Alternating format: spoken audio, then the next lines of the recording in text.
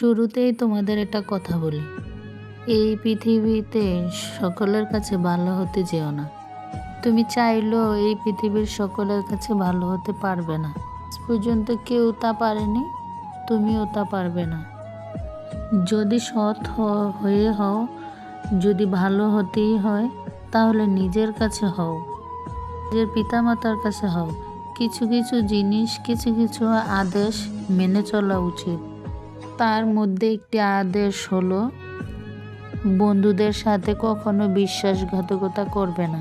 শুধু তাই নয়, বিশ্বাসঘাতকের সাথেও কখনো বন্ধুত্ব করবে না। নিজের মধ্যে একটা জিনিস থাকা খুবই প্রয়োজন, খুবই জরুরি, আর তা হলো সৎসাহস।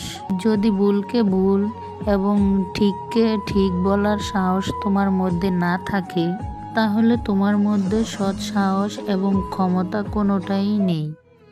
তোমার সাথে তোমার রবের সম্পর্ক সব থেকে বেশি গভীর হওয়া উচিত। এই পৃথিবীতে এমন একটা সম্পর্ক থাকা অত্যন্ত জরুরি, সাথে আমাদের মনের দুঃখ, কষ্ট, অভিযোগ সমস্ত কিছু নির্দ্বিধায় বলতে পারবো।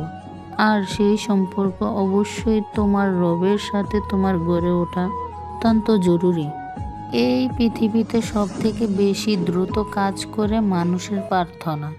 হ্যাঁ, মানুষের প্রার্থনা মুখে আসার আগেই তার সৃষ্টিকর্তার কাছে পৌঁছে যায়, মুখে আসার আগেই তার রবের কাছে পৌঁছে যায়। কখনো বুঝবে?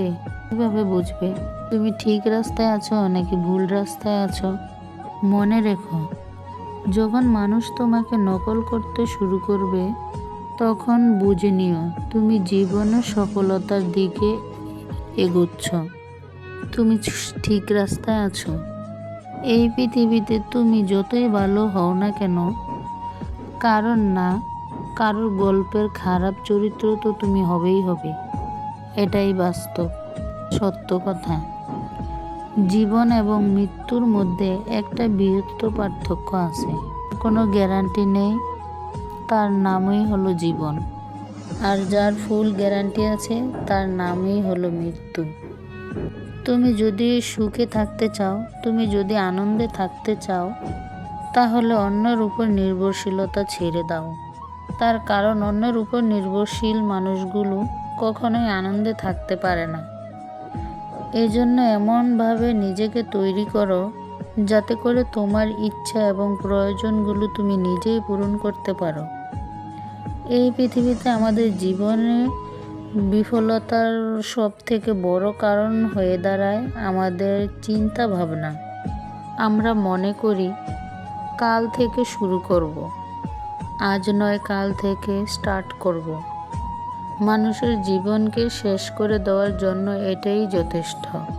প্রিয় ভাই ও বোন আমার, তুমি যদি সফল হতে চাও, তাহলে কাল নয়, আজ থেকেই শুরু করতে হবে, আর এখন থেকেই শুরু করতে হবে। আর হ্যাঁ, ধন্যবাদ পুরো কথাগুলো মন দিয়ে শোনার জন্য।